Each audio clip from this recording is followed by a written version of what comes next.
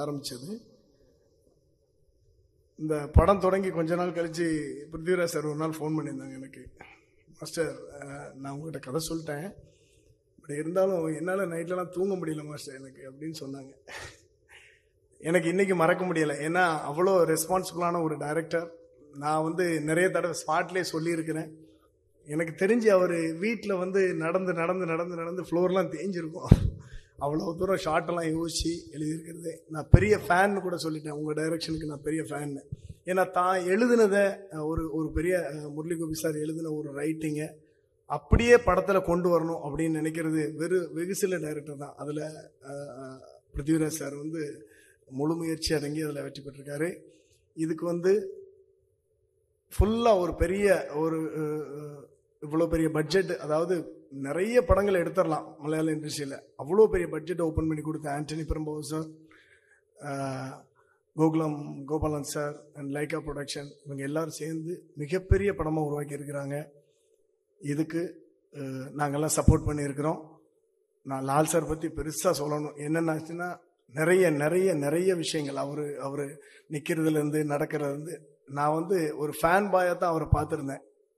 மெட்ராஸுக்கு வந்த அன்னைக்கு முதல்ல அவர் படத்தை தான் முதல்ல கீழே இறங்கி சென்னையில் இறங்கி ஏவிஎம் ஸ்டுடியோவில் மெட்ராஸ் மெயில் 20ன்னு ஒரு படம் பார்த்து வந்த பையன் நான். இன்றைக்கி அவங்களுக்கு நான் கோரியோகிராஃப் பண்ணியிருக்கிறோம். இந்த படத்தில் போன படத்தில் நீங்கள் என்னெல்லாம் ரசிச்சிங்களோ அதை விட இன்னும் மென்மேலும் ரசிப்பீங்க.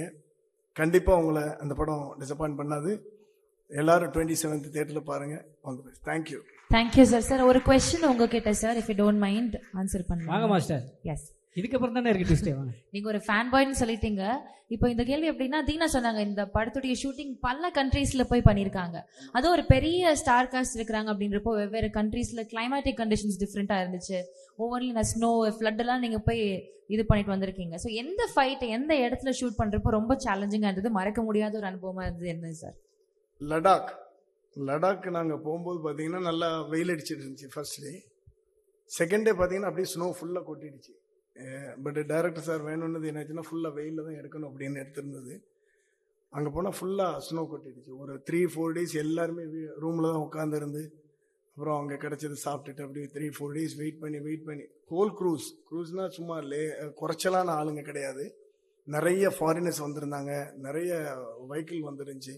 ஸோ இதெல்லாம் வச்சு ஒரு 1 week ஆல்மோஸ்ட் வெயிட் பண்ணி அதுக்கப்புறம் லைட் வந்ததுக்கப்புறம் தான் அதை எடுத்தோம். அதுதான் பயங்கர சேலஞ்சிங்காக இருந்துச்சு. Okay, thank you sir. இன்னொரு ஸ்பெஷல் இருக்குல்ல சார், மாஸ்டர் எப்படின்னா என்னையெல்லாம் ஆக்ஷன் பண்ண வச்சவர். கபடின்றது ஒரு விளையாட்டு, அந்த விளையாட்டுலேயே ஆக்ஷனை உள்ள நுழைச்சி நாங்கள் விளையாண்ட மாதிரி தான் இருந்தது. ஆனால் படத்தில் பார்க்கும்போது நான்லாம் சண்டை போட்ட மாதிரி இருந்தது. அந்த மாதிரி புழுதியில் போட்டு புரட்டினாரு. Thank you master. அதுக்கு நானும் பிருத்திவி சார் மாதிரி ரொம்ப நாள் தூங்கலை, அந்த மாதிரி சம்பவம் நடந்ததுக்கப்புறம். தேங்க்யூ.